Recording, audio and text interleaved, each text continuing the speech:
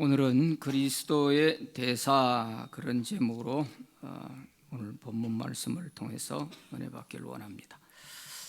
우리는 그 앞부분에서 4장 16절부터 보면 그 사람과 속 사람이 있는데 그 사람은 우리 육신이고 속 사람은 우리의 영의 사람인데 우리의 영의 사람이 건강하게 되면 하늘의 소망을 갖게 되고 또 하늘의 소망을 가진 사람은 그 사람이 날로 낡아져 가도 낙심하지 않고 단식하지 않고 오히려 덧립기를 더 소망하고 있다 하는 그런 내용을 우리가 앞부분에서 보았습니다. 그래서 우리가 그 사람이 자꾸 이제 세월 가면서 낡아지고 늙어간다 해가지고 절망적인 탄식 이런 것은 우리 믿는 사람이 할 게 아니죠. 그것은 왜 하루라도 빨리 내가 이 육신의 장막집을 벗으면 영원한 하나님 나라에 하나님이 지어놓은 영원한 집이 있다고 했잖아요. 그 집을 우리가 사모하고 또 잠깐 눈 감았다 눈 뜨면 하나님 품이 될 수 있는 이런 소망을 가지고 살면 절대로 우리가 이 육신의 장막에 있는 동안에 그런 비관적인 한숨이나 단식을 하지 않는다 하는 것이죠. 우리에게는 다 이런 소망이 있는 줄로 믿습니다. 자, 오늘은 11절부터 그 뒤에 오늘 읽은 말씀에는 사도 바울이 자기를 비난하고 또 사도도 아니다 또 심지어는 저 바울이라는 사람은 추천서 한 장도 없는 사람이다. 그리고 또 바울에 대해서 심지어 오늘 본문에 보면 미쳤다고 하는 사람까지 있었던 것 같아요. 자, 이런 사람들에게 바울은 편지로서 도대체 무슨 말을 해줄까 하는 그런 내용인데요. 그것은 내가 여러분들에게 그런 소리를 들으면서도 내가 이 편지를 쓰는 것은 하나님과 여러분들에게 유익하게 하기 위해서다 하는 그런 내용의 말씀들입니다. 한번 1번 문제 같이 읽어보겠습니다. 시작. 사도 바울이 주의 두려우심을 안다고 한 것은 어떤 두려움을 말하는가? 11절에 보면 우리는 주의 두려우심을 알므로 이랬죠. 주의 두려우심을 알므로 사람들을 권면하거니와. 그리고 고린도 교회 성도들이나 또 아직도 하나님을 알지 못하는 그런 사람들, 이런 사람들에게 우리가 이렇게 안 좋은 소리 들어가며 욕먹어가면서 이렇게 권면하고 하나님에 대한 이야기를 해주려고 하고 하는 이것은 왜 그런지를 아느냐? 우리가 주의 두려우심을 알기 때문에 그렇다, 그런 뜻입니다. 그러면 여기서 말하는 바울과 함께 하고 있는 그 전도 일행들, 이 사람들이 주의 두려우심을 안다 한 이 두려움은 어떤 두려움일까요? 이것은 우리 마음에 그냥 공연히 일어나는 불안이나 초조함 그런 것일까요? 그런 것이 아닙니다. 여기에서 주의 두려움을 안다 하는 말은 하나님을 직접 만나본 사람으로서 하나님에 대한 그 심판을 두려워한다는 뜻이에요. 심판주로 오실 그 주님이 어떤 분이라는 것을 우리가 직접 만나보았기 때문에, 그걸 알기 때문에 우리가 이렇게 욕을 먹어가면서 고린도 교회 여러분들에게 나를 향해서 그렇게 모진 욕을 하고 온갖 비난을 다 함에도 불구하고 내가 이렇게 하는 것은 내가 주님을 만난 사람으로서 그 주님이 어떤 분이라는 것을 알기에 내가 여러분들에게 이렇게 하는 것이다 하는 말씀이에요. 자, 여기에 두려우심 하는 이 말이 그리스 말의 포본이라고 하는 말인데요. 이것은 바울이 가장 두려움을 느꼈을 때가 바로 다메섹 도상에서 부활하신 예수님을 만났을 때죠. 그때는 완전히 바울이 사울 시절이잖아요. 까무라칠 정도로 충격을 받았던 것입니다. 왜냐하면 그 당시 바울은 가말리엘 선생 밑에서 배운 율법사잖아요. 그러다 보니까 이 유대인들이 갖고 있는 그 율법에 대해서 기독교인들이 하고 있는 이 모습을 볼 때에는 도저히 보고 있을 수가 없었던 거예요. 그래서 바울은 자기를 가리켜서도 내가 유대교를 믿고 있을 때 보통 믿은 게 아니다. 열심히 지나칠 정도로 그렇게 믿었던 사람이다. 이렇게 말하잖아요. 그래서 자기가 배우고 알고 있는 그 율법의 견지에서 볼 때 기독교인들이 하고 있는 그 모습은 죽은 자가 살아났다고 그러고 예수가 하나님의 아들이라 그러고 이러니까 자기가 볼 때는 이 기독교인들이 하는 짓이 전부 다 하나님의 이 영광을 가리는 일인 거예요. 그래서 신성모독죄에 해당한다. 유대인들에게 있어서 최고의 큰 벌이 신성모독죄예요. 이 신성모독죄는 하나님을 모독하는 것인데 이것은 그냥 예외 없이 모두가 사형에 해당하는 그런 죄에 속합니다. 그리고 바울이 볼 때는 기독교인들이 그렇게 보이는 거예요. 다 이게 하나님을 모독하는 그런 행위라고 보는 거죠. 예수님이 하나님의 아들이라고 그러지요. 또 그가 죽었다가 다시 살아났다고 하지요. 이러니까 회개망측한 그런 소리로 들렸단 말이에요. 그래서 자기가 기독교인들을 잡아다 가두고 또 잡으러 가다가 그 다메섹 도상에서 밝은 빛이 비치오면서 부활하신 주님을 만나게 됐잖아요. 사울아 사울아 하고 이렇게 부르니까 깜짝 놀랐을 거 아니에요. 그래서 당신이 누구십니까? 했더니 나는 네가 박해하는 예수다. 예수님이 그렇게 말씀하셨잖아요. 그 말을 듣는 순간에 이 사울이라는 사람이 어떻게 됐겠어요? 완전히 까무라칠 정도로 충격을 받은 거죠. 왜냐하면 지금도 구속영장을 받아가지고 다메섹에 있는 기독교인들을 잡으러 가고 있는 그런 길이었잖아요. 그런데 나는 네가 박해하는 예수다고 하니 기가 막힐 일 아닙니까? 그러면 지금까지 기독교인들을 때리고 잡아 가두고 죽이고 하는 일에 자기가 누구보다도 열심히 하나님을 위해서 자기는 의로운 일을 한다고 생각했기 때문에 해도 보통으로 하는 게 아닌 거예요. 적극적으로 앞장서서 그런 일을 했단 말이에요. 그런데 자기가 어떻게 되는 거예요? 그럼 그 예수가 살아있다. 그 예수가 지금 나에게 네가 박해하는 예수다 이러니까 충격이 이만저만이 아니죠. 그래서 그 충격으로 인해서 그런지 밝은 빛으로 인해서 그런지 그 자리에서 바울이 눈이 멀어버렸잖아요. 앞을 못 봤잖아요. 그래서 옆에 수행원들하고 같이 부축을 받아가 다메섹에 들어가서 아나니아에게 안수 기도를 받고 눈이 떠졌잖아요. 이런 경험을 하면서 정말 자기가 잘못 알고 있었다. 내가 지금까지 알고 있고 배웠던 그 모든 것이 다 잘못됐다.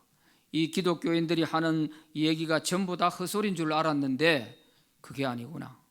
실제 그 하나님의 아들이라고 하는 예수가 정말 부활하셔서 살아계시구나. 이걸 알게 됐잖아요.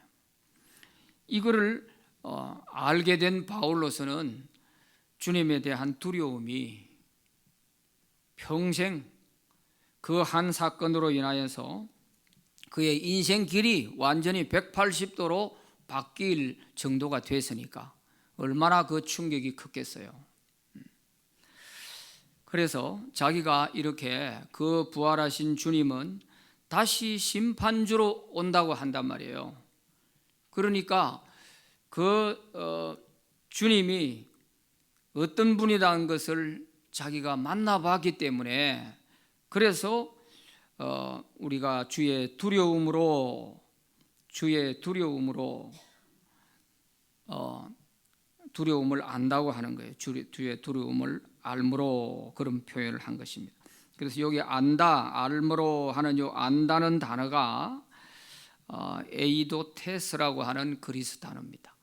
이 에이도테스라고 하는 단어가 흔히 자주 쓰이는 것은 아니에요.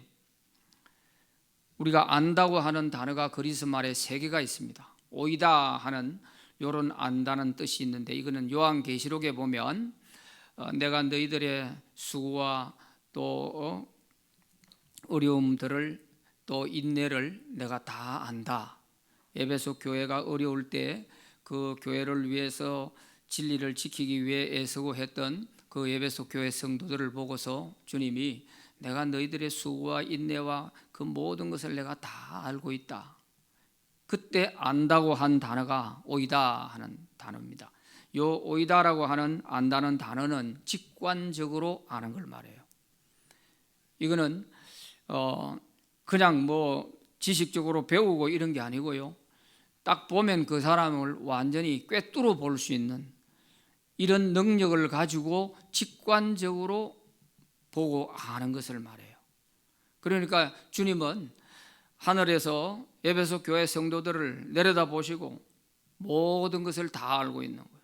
모든 것을 직관적으로 모든 것을 다 알고 있는. 이럴 때 오이다 이런 말을 쓰고, 그 다음에 기노스코라고 하는 또 안다는 단어가 있어요. 이 기노스코라고 하는 안다는 단어는 지식적으로 배워서 아는 것을 기노스코라고 해요.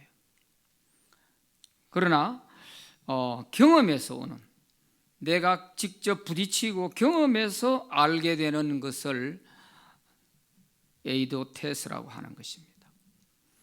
그러니까 여기서 내가 주의 두려움을 안다 하는 말은 바울이 직접 주님을 만나본 그 경험에서 주님을 아는 것을 말하는 거예요. 주님이 얼마나 두려우신 분인지, 그분이 장차 어떤 분인지 하는 것을 알기 때문에 내가 이런 비난과 온갖 욕을 먹으면서도 내가 다 참고 내가 여러분들을 어떻게 하든지 바르게 이끌려고 하는 것이다 하는 그런 바울의 자기 심정을 얘기를 하고 있는 것입니다.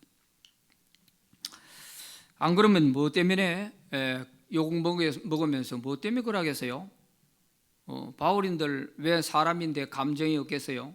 자기를 향해서 그렇게 무시하고 자기가 한 사람 한 사람 그 죽음의 도시와 같은 음란하고 타락한 고린도 도시에 가가지고 한 명 한 명 붙들고 전도해가지고 그래서 교회가 세워진 거 아니에요? 그러면 바울을 자기들은 정말 하나님 다음으로 더 소중하게 생각해야죠. 왜? 자기에게 복음을 알려주어서 구원받게 됐으니 바울이 아니었으면 자기들이 천국과 지옥을 알게 됐겠어요? 그야말로 다 지옥으로 쓸어 넣어도 할 말이 없을 그런 사람들이었는데, 이제 예수 믿게 만들어가 한 1년 6개월 좀 지나고 뭔가 좀의 신앙에 눈 좀 뜨게 만들어 놨더니 이단들이 와가지고 확 뒤집어 놓으니까 그 이단들의 말에 넘어가가지고 이제 바울을 헐뜯고 비난하고 이러는 거예요. 참 이럴 때 아마 바울의 심정은 정말 피를 토할 정도로 참 답답했을 거예요. 사람이 어찌 이럴 수가 있나? 뒤통수를 쳐도 이렇게 칠 수가 있나? 이런 생각이 안 들겠어요? 강아지 한 마리를 키워도 그렇게 배신은 안 할 거예요. 그런데 인간이 돼가, 그것도 영적으로, 그것도 구원받은 사람이라고 하는 성도라는 사람들이 그렇게 어떻게 이단자들이 하는 그 말 몇 마디에 휘딱 넘어가 가지고 지금까지 1년 6개월 동안 죽기 살기로 해서 그들을 가르치고 해서 겨우 구원받게 만들어서 교회를 세워놨더니 이 사람들이 이렇게 하나, 이런 생각을 하면 정말 허탈했을 거예요. 그리고 바울은 할 만큼 다 했잖아요. 너희들이 이제 아마 이단에 끌려가든 말든 뭐 죽든 말든 나는 모르겠다. 너희들이 날 싫으면 나도 안 간다. 그러고 끝내면 되잖아요. 그런데 뭐 때문에 바울이 이렇게 애간장이 타면서 이렇게 그 고린도 교인들에게 편지를 쓰고 뭐 때문에 이렇게 사정하다시피 이렇게 하겠어요? 할 필요가 없잖아요. 그 이유가 바로 우리가 주님을 만나본 사람으로서 그 주님이 어떤 분이라는 것을 알기에 우리가 주님에 대한 그 두려움이 있기에 여러분들을 내팽개치지 못하고 내몰라라 하고 내가 돌아서지 못한다, 그런 뜻인 것입니다. 이게 바로 목회자의 심정이죠. 영혼을 위해서 그렇게 애를 써도 한순간 보면요, 진짜 짐승은 키우면 배신 안 한다 하잖아요. 그런데 인간은 잘못되면 짐승보다 못할 수가 있어요. 바로 바울이 그런 심정이죠. 자, 2번 문제 읽어봅니다. 시작. 바울은 우리가 만일 미쳤어도 정신이 온전하여도 라는 말의 의미는 무엇인가? 13절 말씀에 보면 우리가 만일 미쳤어도 하나님을 위한 것이요 정신이 온전하여도 너희를 위한 것이니 그랬어요.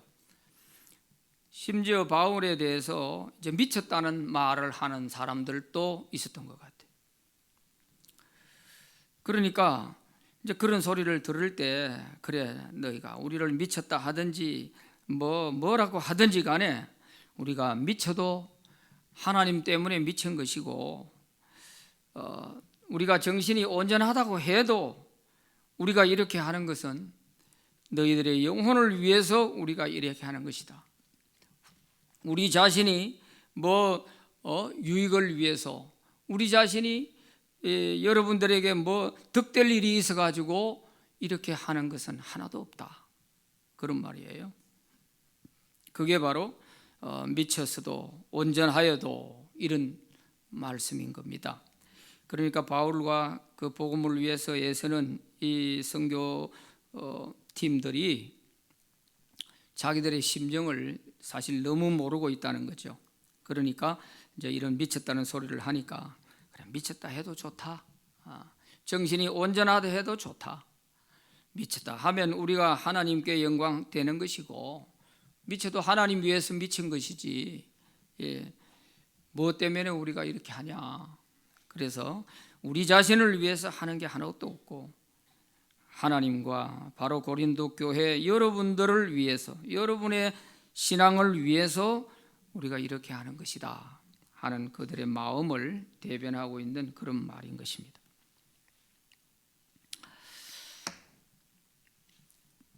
여기 강권한다 하는 말이 그 14절에 나오죠. 왜 미쳤어도 온전하여도 우리가 이렇게 하느냐? 14절 원래 거기 원문 앞에는 왜냐하면 하는 말이 처음에 붙어 있어요. 그래서 왜 우리가 이렇게 미쳤다는 소리를 들으며 또 정신이 온전하다고 하는 소리를 들으며 이렇게 하느냐? 그것은 그리스도의 사랑이 우리를 강권하시는도다. 이유는 이거예요. 그리스도의 사랑 때문이다. 주님의 그 사랑 때문에 우리가 당신들을 위해서 이렇게 하는 것이다. 여기서 말하는 강권한다 하는 그 강권하는 그 단어 앞에 보면은 1번 해서 번호가 붙어 있죠. 밑에 거기 난 외주에 보면은 뭐라고 되어 있어요? 또는 끄는도다 이렇게 주석이 되어가 있죠. 그래서 이 강권이라 하는 말은 끌어당기는 이런 뜻도 있지만 붙든다, 사로잡는다 그런 뜻이 있어요. 쇠네케이라고 하는 이 말은 사로잡혔다, 붙들렸다 그런 뜻이에요.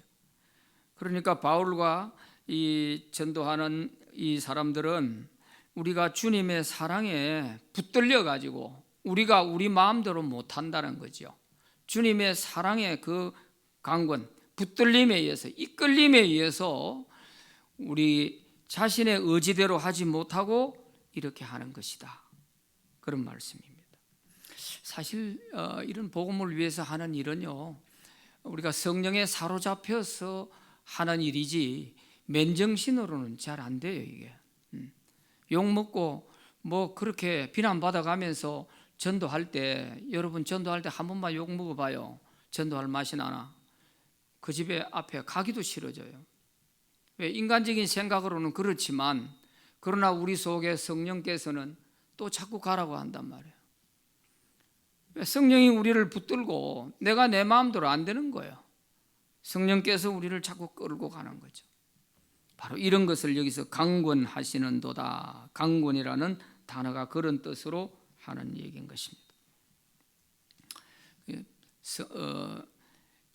이 그리스도의 사랑에 완전히 붙들려 가지고 이거는 내 의지와 내 힘으로는 뿌리치지를 못한다. 뿌리치지를 못한다. 그런 말이에요.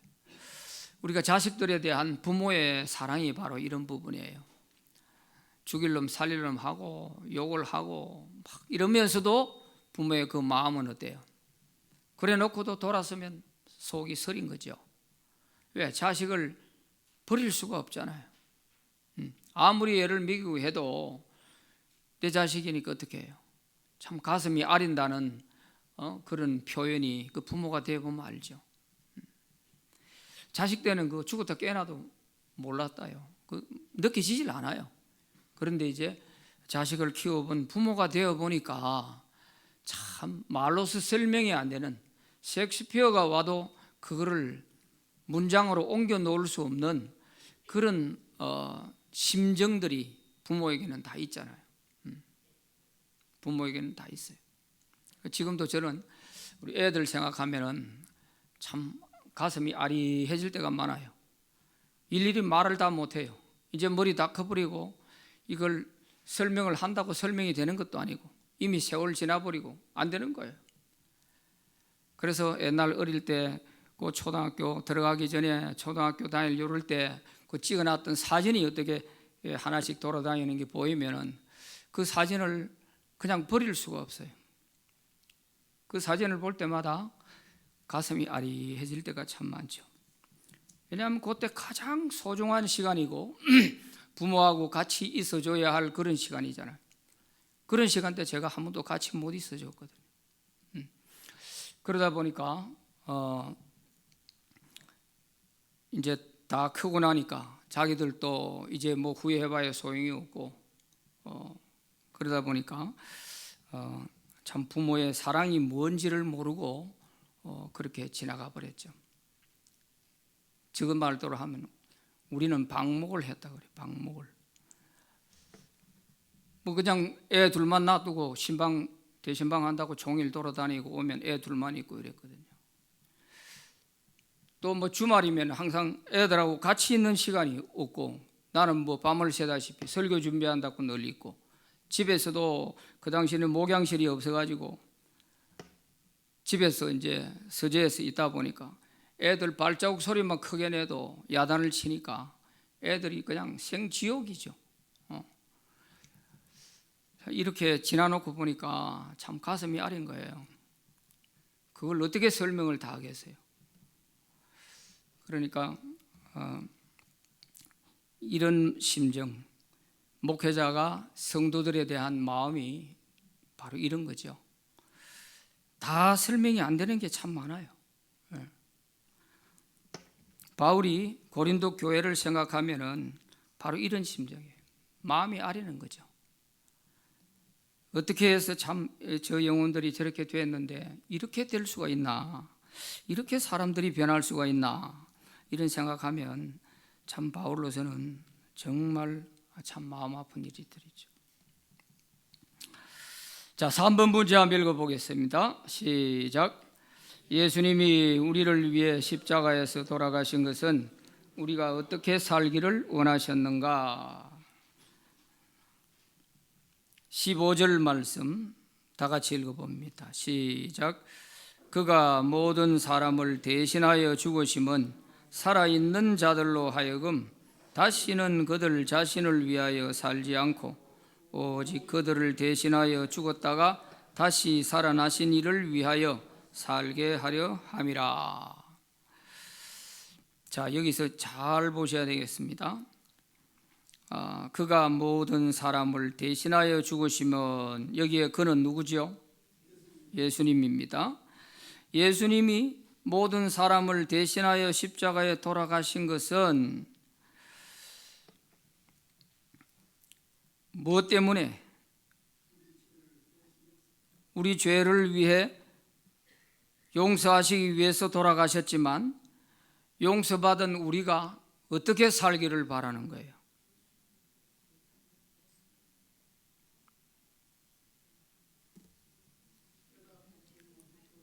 자, 그 뒤에 같이 읽어봅니다.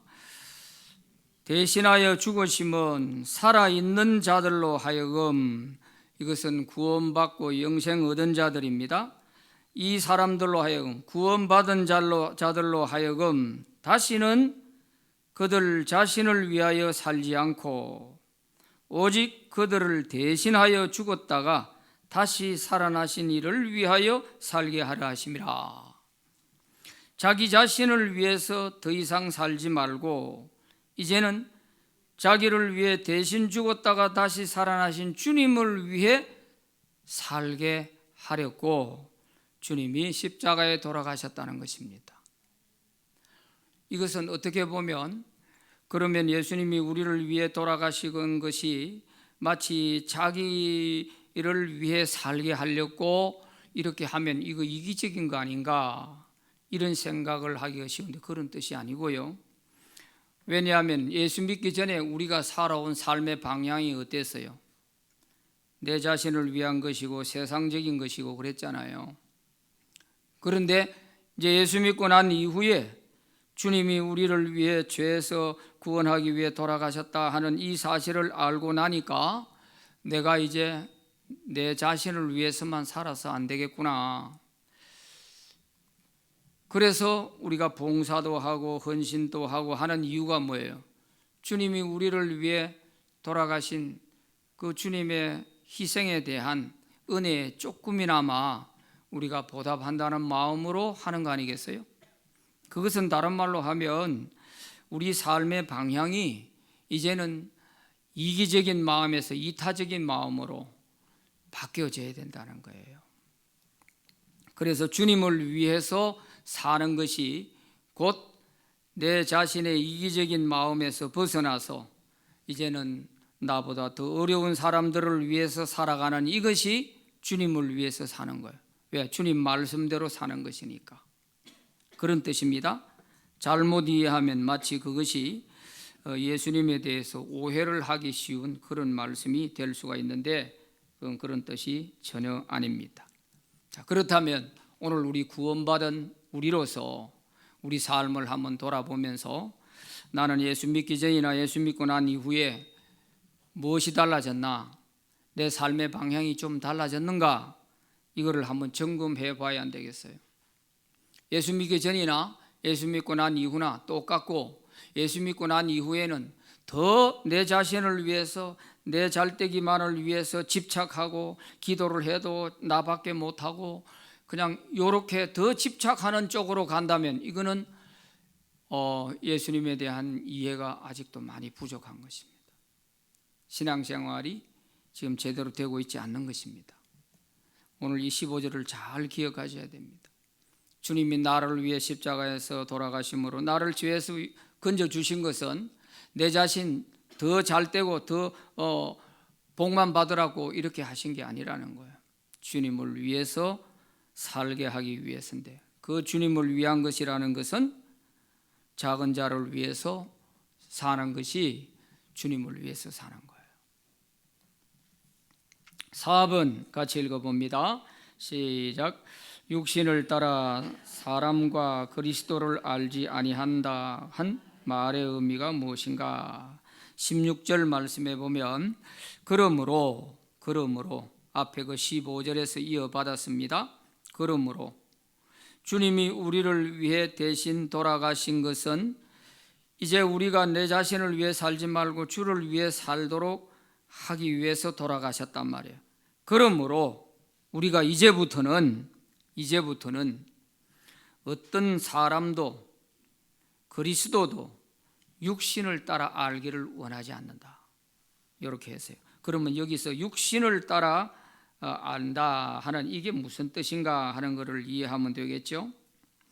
육신을 따라 사람도 그리스도도 그렇게 알아서는 안 되겠다는 거예요. 예수님을 믿고 구원받았다고 하는 사람이 사람을 볼 때에도 육신을 따라 보고 예수님을 알아도 육신적으로 알고 이렇게 믿어가지고는 안 된다, 그런 말씀이에요. 육신을 따라 안다는 것은 사람을 보고 판단할 때에도 그 사람의 외모를 보거나 학벌을 보거나 집안을 보거나 건강 상태를 보거나 하는 이런 모든 우리가 외적인 이런 조건을 보고 사람을 판단하고 그 사람이 좋다 나쁘다, 그 사람이 참 대단한 사람이더라, 이렇게 얘기하는 것은 전부 다 육신대로 아는 거예요. 육신대로 사람을 아는 것입니다. 그 사람의 정말 보이지 않는 속 사람이 어떤 것인지, 영적인 사람이 어떤지, 영적 상태가 어떠한지 중요한 것을 보아야 되는데 이걸 못 보는 거죠. 육신대로 알면 이렇게 됩니다. 특히 젊은 청년들이 결혼할 때 그 배우자들을 만나고 선택하는 걸 보면 육신대로 판단하고 육신대로 알고 결정해가 후회를 많이 하는 거예요. 진짜 보아야 할 그 속 사람을 봐야 되는데 인격이나 성품이나 이런 것은 전혀 고려하지 않고 그냥 이쁘고 잘생기고 많이 배우고 가진 거 있고 이러면은 오케이 땡큐야. 이래 했다가 후회를 하는 거예요. 그래가 한번 부딪혀 보면 사람이 사는 것이 이게 전부가 아니구나. 정말 눈에 보이지 않는 그 사람의 인격과 속 사람이 참 중요하구나. 그때 가서 이제 비싼 수업료 내고 하나 배우는 겁니다. 부모들이 그동안 귀가 아프도록 얘기를 해줘도 그 소리는 다 귀 밖으로 마음에 들어오질 않죠. 그 소리가 우선 홀딱 빠져 있는데 그 말이 귀에 들어오겠어요? 그러다가 자기가 이제 서디선 인생의 맛을 좀 보면 비로소 이제 부모 말이 귀에 하나하나 들어오기 시작하는 거죠. 육신대로 알면 안 되는 거예요. 그리스도를 알아도 육신대로 알면은 신앙생활이 이렇게 빗나가게 되는 거예요. 평생 신앙생활 하고도 가장 불쌍한 사람이 되는 거예요. 육신대로 알면. 유대인들은 예수님을 육신대로 알았어요. 육신대로 알았기 때문에 나사렛 예수, 나사렛 목수의 아들인 주제에 지가 무슨 하나님의 아들이라고 이래서 예수를 죽이려고 한 거 아닙니까? 육신대로 아는 거예요. 그 당시 나사렛은 그야말로 오늘 우리식으로 말하면 아주 후진 동네입니다. 달동네 같은 못 사는 사람들이 다 모여 사는 동네가 나사렛이에요. 그러니까 나사렛 예수라 하면 물어볼 거 뭐 있냐 이렇게 되는 거예요. 육신대로 아니까 그런 거예요. 육신대로. 예수님이 왜 나사렛에 가서 살았어요? 이집트에서 피난 갔다가 돌아왔을 때 헤로데에게 죽을 수 있으니까 그래서 제일 빈민촌으로 숨어 들어가서 살게 된 거죠. 그 또한 이미 예언되어 있는 대로 다 이루어진 것이죠. 이렇게 예수님을 알아도 육신대로 알고 믿으면 이렇게 돼요. 오늘 우리가 그런 유대인들의 문화를 떠나서라도 오늘 우리 한국식 육신대로 예수 믿는 스타일이 어떤 것이냐, 성경을 봐도 예수님의 성품과 예수님이 왜 오셨으며 우리를 위해서 무슨 일을 하시고 장차 예수님이 심판하러 오시고 하는 이 모든 과정에 대해서 예수님이 이런 분이시구나 하는 것을 제대로 알고 믿으면 정신이 번쩍 들죠. 신앙생활 함부로 할 수 없지요. 그러나 육신대로 알게 되면 성경을 읽어도 예수님 말씀이나 하나님 말씀에 복자 들어가는 밑에만 빨간 줄 쳐놓고 그렇게 믿는 거예요. 이게 육신대로 믿는 거예요. 육신대로. 이렇게 믿어가지고는 아무리 오래 믿어도 전혀 하나님의 기쁨이 될 수가 없고 또 자기 자신의 신앙생활에도 발전이 없는 거죠. 그래서 육신대로 안다, 육신대로 안다는 이 말 좀 잘 마음에 담아두면 좋겠어요. 성도들 간에도 영적인 사람이 있는가 하면은 신앙의 그 정도에 따라서 다 천차만별입니다. 그래서 한번 얘기해 보면 이 사람이 정말 육신적인 사람이구나, 또 영적인 사람이구나, 이게 금방 느껴지잖아요. 말 한마디를 해도 세상적인 얘기나 하고 육신대로 판단이나 하고 누가 이렇다 저렇다 뒤에서 뒷담화나 하고, 이게 전부 예수만 믿는 것이고 몸만 교회에 들락날락 하는 것이지 그 사람의 영적 실상은 육신대로 예수 믿고 있는 거예요. 이렇게 되면 안 됩니다. 그래서 정말 눈을 가져도 복된 눈이 되어야 되고, 저 부분이 참 내가 해야 될 일이구나, 아무도 저기에는 관심이 없구나, 저 부분을 내가 해야 되겠구나, 이런 눈을 가지고 있어야 우리가 하나님을 섬겨도 복받을 사람이 되는 거죠. 그래서 우리는 영적으로 육신대로 알고 육신대로 믿고 하는 이런 것이 안 되기를 바랍니다. 5번 같이 읽어봅니다. 5번 시작. 그리스도 안에 있으면 새로운 피조물이라는 말씀은 어떤 의미인가? 17절 말씀에 그런즉 누구든지 그리스도 안에 있으면 새로운 피조물이라, 이전 것은 지나갔으니 보라 새 것이 되었도다. 참 이 말씀이 지금까지 앞에서 11절부터 쭉 했던 여러 가지 마음 아프고 속서린 또 답답한 그런 이야기를 한 번에 확 바꾸어 놓을 수 있는 전환점이 될 수 있는 말씀이에요. 그런즉 하는 말은 앞에서 이러이러한 가슴 아픈 사연들, 참 말로 다 설명하기 어려운 이런 문제들을 많이 가지고 있지만 그런즉 누구든지 그리스도 안에만 있으면 새로운 사람이 될 수 있다, 새 사람이 될 수 있다. 이 한마디가 무한한 가능성을 주고 새 희망을 주는 거예요. 이 한마디가 육신대로 알고 육신대로 판단하고 하는 이것들이 다 뭐예요? 그리스도 안에 제대로 안 있으니까 그런 거예요. 말만 예수 믿는 것이고 그 실체는 그리스도 안에 있질 않아요. 그러니까 이런 문제가 생기는 거죠.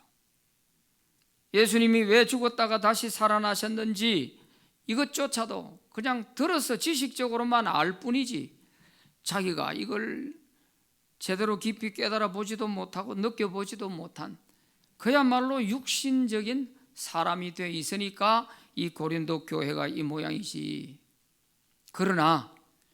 그렇지만 지금이라도 그리스도 안에만 이 사람들이 바로 서면 언제든지 새 사람 될 수 있다, 새로운 사람이 될 수 있다 하는 여기에 소망을 갖게 되는 것입니다. 그래서 이걸 먹으면서도 바울이 이 고린도 교회 성도들에 대해서 편지로지만은 이렇게 권면을 하고 또 타일르기도 하고 이렇게 하는 것입니다. 자, 그리스도 안에 있으면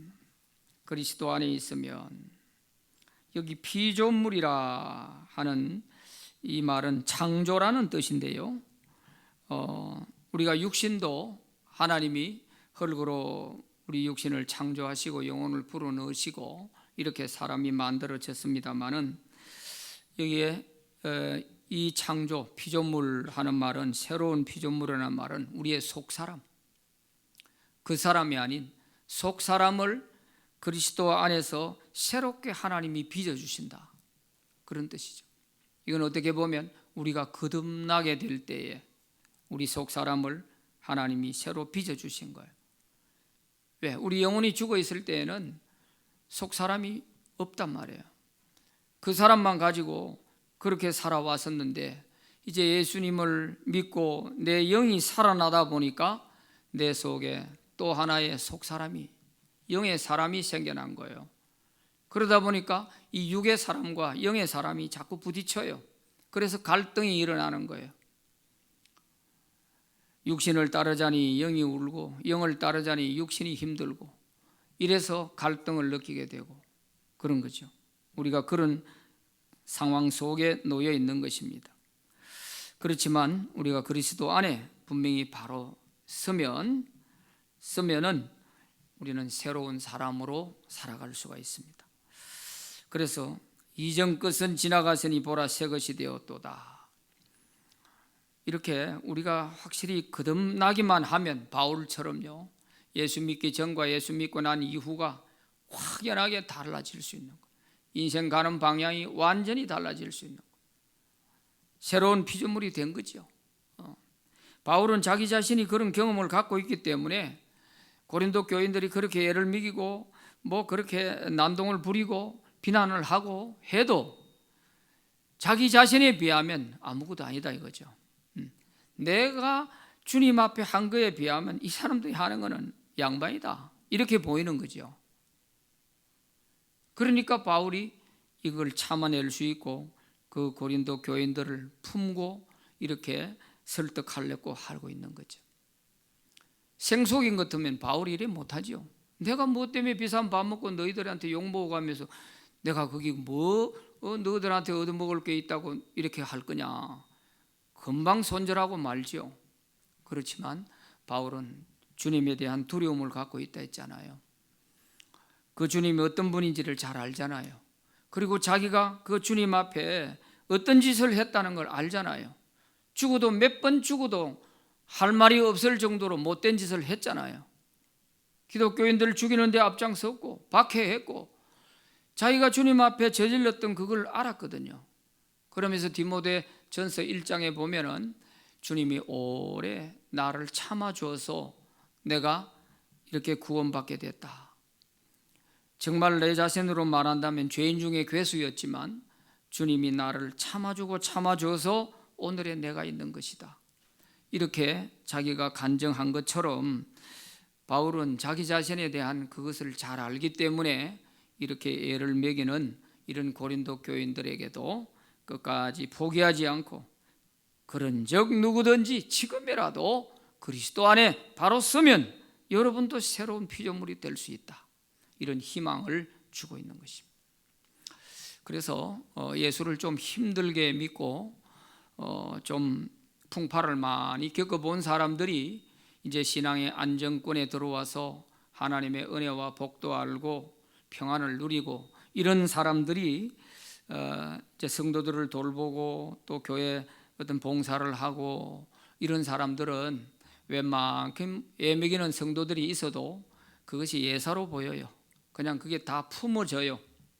그러나 그런 것을 모르는 사람들, 쉽게 그저 대대로 믿어오던 가정에서 자라고 했던 이런 사람들에게 있어서는 이해가 안 되는 거예요. 그 애먹이는 사람들이 사람이 되어서 왜 어떻게 저럴까? 어떻게 저럴 수가 있을까? 도저히 이해가 안 되는 거예요. 그리 품어지질 않아요. 그러나 안 믿는 가정에서 고생해가며 핍박받아가면서 그 어려움 속에서 뚫고 나와서 이렇게 신앙을 가진 사람들은 자기가 다 경험해서 쌓여 있기 때문에 저럴 수 있어. 나는 저보다 더 했는데 뭐 얼마든지 저럴 수 있지. 이렇게 다 이해가 되는 거죠. 바로 그 차이입니다. 그래서 이 말 한마디가 얼마나 큰 위로가 되고 힘이 되는지 몰라요. 여러분 가슴이 쓰리도록 마음에 담아두고 있는 사람이 있다면 여러분 이 한 절 말씀에서 다 털어버리시기를 바라요. 하나님, 이 사람도 그리스도 안에서만 바로 서면, 믿음에만 바로 설 수 있으면, 성령에 붙들리기만 하면 이 사람도 새로운 피조물이 될 수 있습니다. 새 사람이 될 수 있습니다. 이렇게 기도할 수 있잖아요. 이런 희망을 가지고 기도하는 것과 하나님, 저 사람 나 이제 책임 못 지겠어요. 주님이 알아서 하세요. 이거는 이제 더 이상 한계가 왔다는 거죠. 여러분 그렇지 않습니다. 주님에게는 한계가 없어요.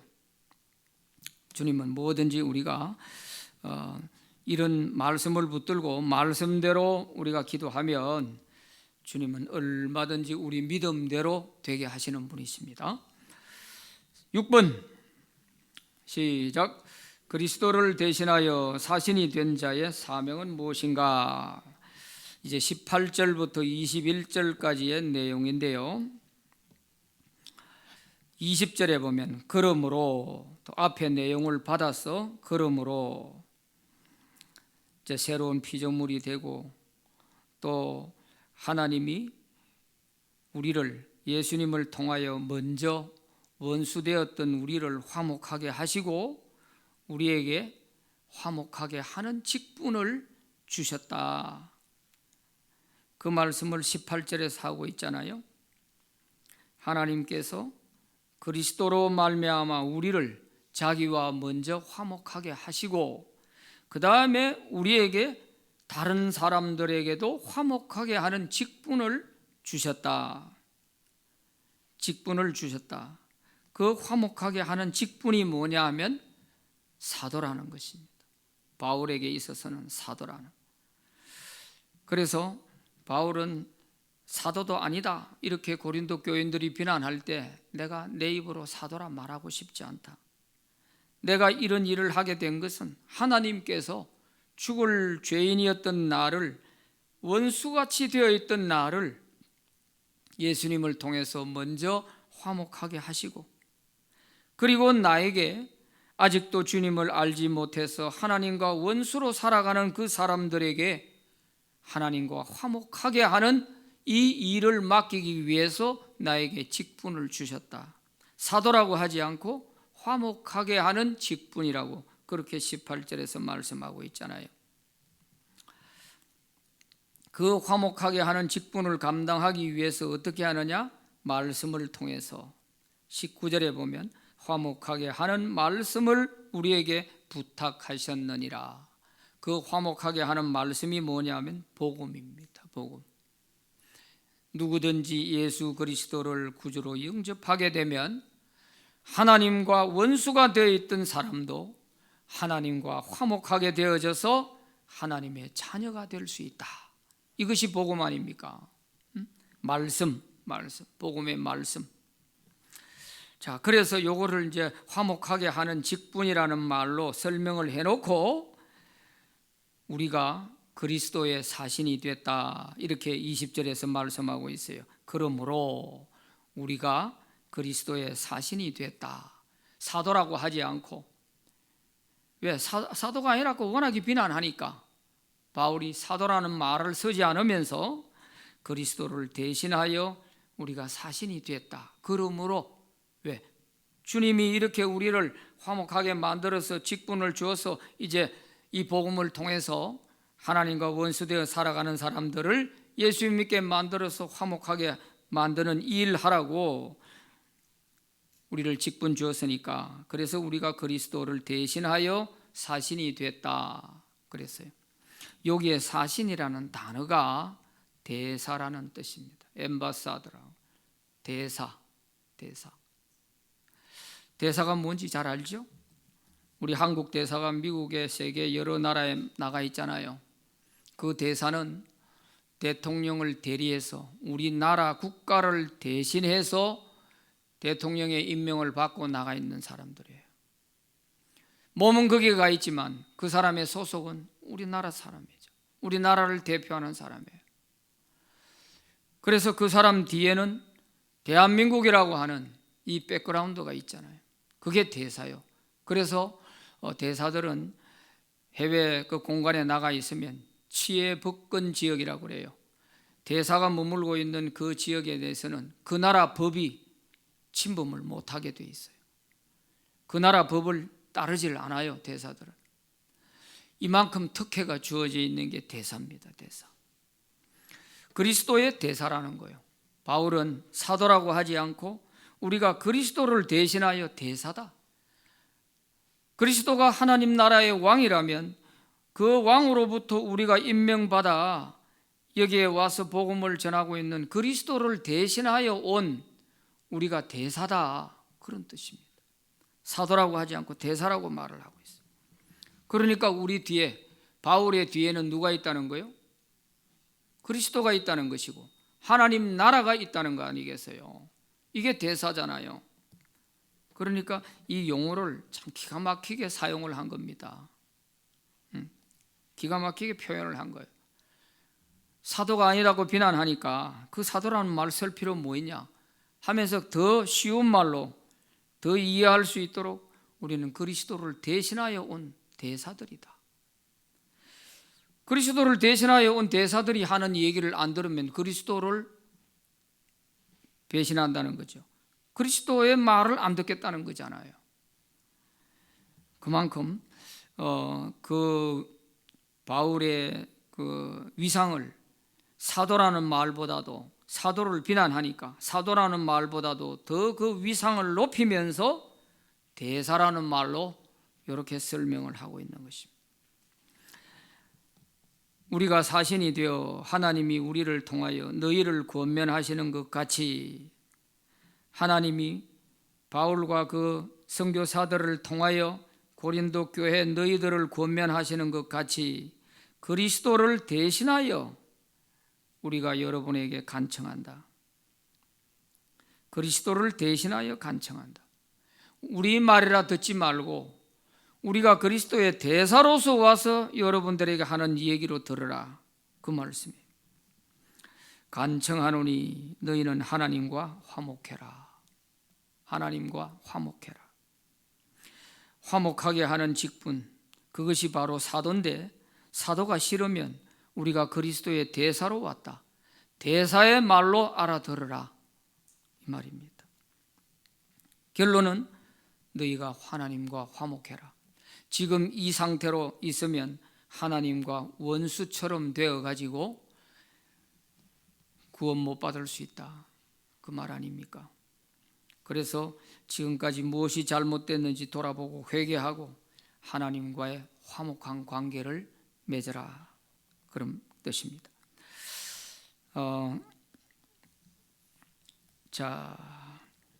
로마서 5장 10절 로마서 5장 10절 한번 읽어봅니다. 시작.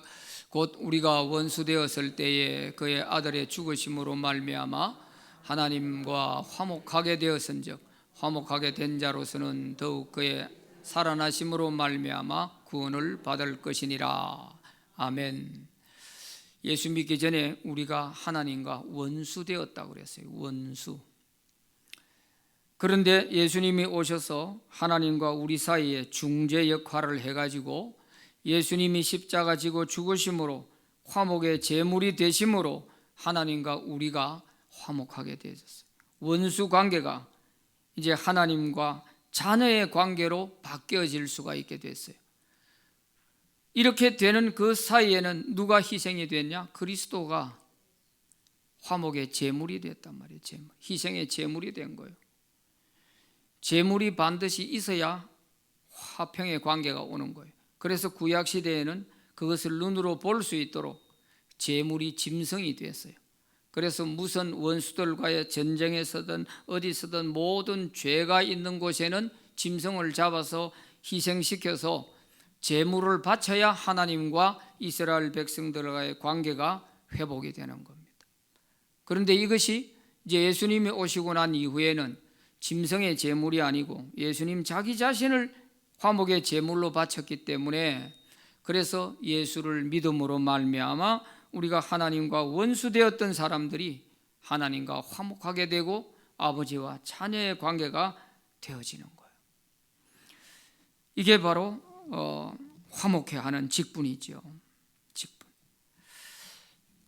자, 바울에게만 이런 화목하게 하는 직분 있는 것이 아니고 오늘 우리에게도 사도라는 말 붙일 필요 없이 오늘 우리 예수 믿는 모든 사람들에게도 다 이러한 화목해 하는 이 직분이 우리에게 주어져 있는 거예요. 그래서 우리가 복음을 전해야 됩니다. 이걸 좀 더 나아가서 발전된 말로 표현하면 복음의 제사장이라고 하는 것입니다. 우리는 만민을 위한 복음의 제사장이에요. 복음의 제사장. 그래서 복음을 전해야 하는 이런 의무와 사명이 우리에게 있는 것입니다. 바울에게만 이 사명이 있는 게 아니에요. 오늘 우리에게도 이 사명이 있기 때문에 목회를 하는 사람은 목회를 하고 전도하는 사람은 전도를 하고 영혼을 돌보는 사람은 돌보고 하는 이 일들을 하는 이유가 우리에게 이 사명이 있기 때문에 그렇게 하는 것입니다. 이렇게 화목의 제물을 위해서 21절에 거기 보세요. 가슴이 찡한 얘기를 하고 있잖아요. 하나님이 죄를 알지도 못하신 이를 우리를 대신하여 죄로 삼으신 것은 우리로 하여금 그 안에서 하나님의 의가 되게 하려 하심이라. 하나님과 우리 사이를 올바른 의로운 관계로, 화목한 관계로 만들어 주기 위해서 죄를 알지도 못하신 그 주님을 죄물로 삼으셨다는 거예요. 이 말씀을 볼 때마다 가슴이 찌릿하지 않습니까? 그래서 우리가 이 복음의 그리스도의 대사라고 하는 이런 긍지를 가지고 누구에게든지 복음을 전해야 하는 이유가 여기에 있는 것입니다. 비난을 하면은 비난을 들으면서도 하는 이유가 바로 여기에 있는 것입니다. 그래서 저와 여러분 모두가 우리도 그리스도의 대사라고 하는 이런 자부심과 긍지를 가지고 복음을 전하는 그런 저와 여러분 되시기를 바랍니다. 기도합시다.